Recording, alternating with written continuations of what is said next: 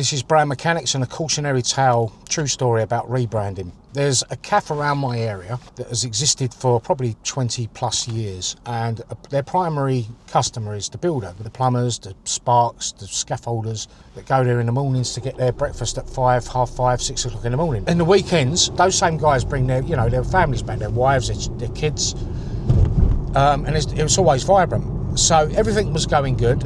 It wasn't the most well laid out cafe or well designed cafe, let's say. It didn't really have a distinctive enough brand, but it worked. People knew what it was, they knew what they was going to get. And then a bistro opened up over the road. Now, this bistro was for an entirely different audience. It was for, people that want to get dressed up to go out for the weekend, live music, really nice like Mediterranean food, like a mix of different cultures all blended together, like the dishes and that, inspired by Italian and French cuisine. And so that was never a threat to them, but they completely acted as if that was a threat. So they took their cafe and they ripped out the insides and they rebuilt it from the inside out with pink plush velvet seats with neon signs with the words love and all this kind of live, love, laugh type stuff on it. And within 6 weeks to 2 months, the footfall dropped. Builders stopped going in there. And conversely, around the corner, there was another cafe that had kind of seen what was going on and started targeting these builders and builders' breakfast, scaffolders' lunch or whatever it was he named it.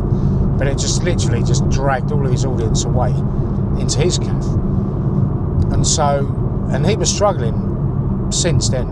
And so what he did then was he then paid to have the word bistro on this new brand, this new visual identity, replaced with the word cafe. Again, kind of hands up, I've messed up. But obviously now he's got the interior. And that's a big mistake. I think he spent about £30,000 doing his fit out. So he's effectively paid £30,000 to kill his own brand, pretty much, which is horrible to see.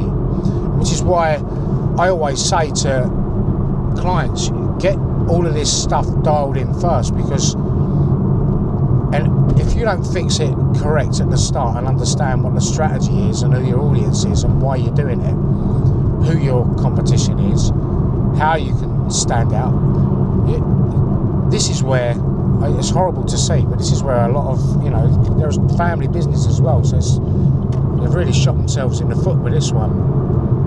So if I was doing that, if they would have come to me, I'd have said, right, I would have known that, I can see that it's builders, construction guys, whatever. If you're going to rebrand that, I would have doubled down on that theme. There's already a brand there. Your customers tell you what your brand is, the demographic. I would have doubled down on that. I would have called it the builder's cafe, the constructor's cafe, or the worker's cafe. And I would have done an industrial design in there.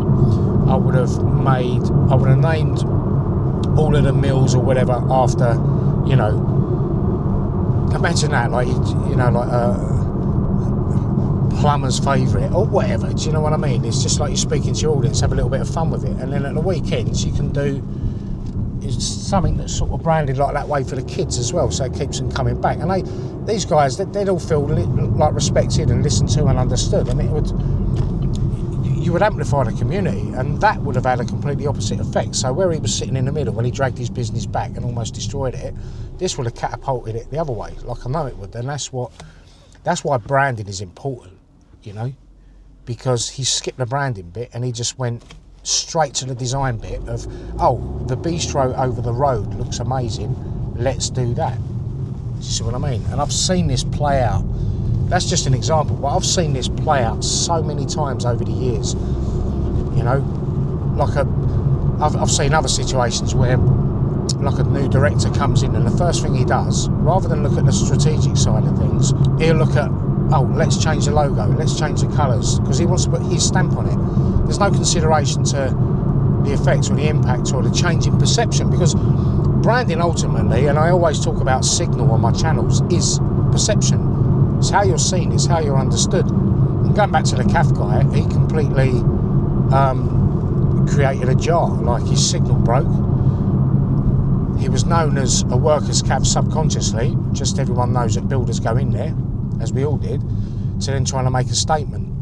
about live, love, laugh and all this sort of stuff, and that completely destroyed his brand. So whenever you're thinking of a rebrand is strategic, and it's who are you for. So if you are considering a rebrand, always remember, do your strategy first and then build out from there. If you've got any questions, drop them down below and I'll answer them. All right, that's it for now. See you next time.